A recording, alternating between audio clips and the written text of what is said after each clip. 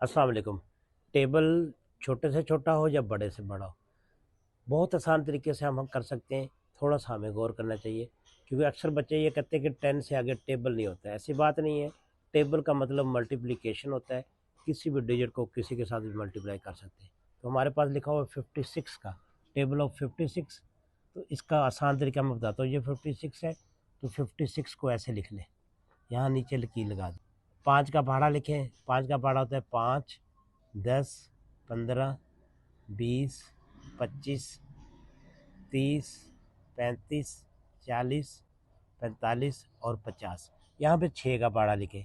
6, 12, 18, 24, 30, 36, 42, 48, 54 और 60।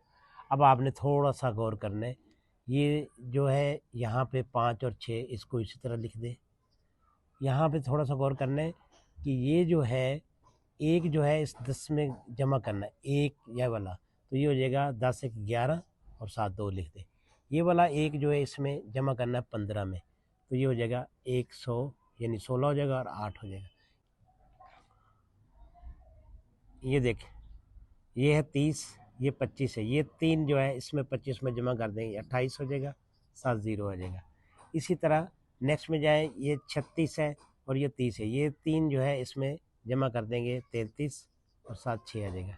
ये वाला जो 4 है, ये 35 में जमा करेंगे तो 39 और 7 2 आ जाएगा। ये 4 इसमें जमा करें 44 और 7 8 आ जाएगा। ये इसमें जमा करेंगे 45 में 5, तो ये 50 आ जाएगा और 7 जो है 4 आ जाएगा। और इस तरह इसको जब जमा करेंगे, ये 56 हो जाएगा।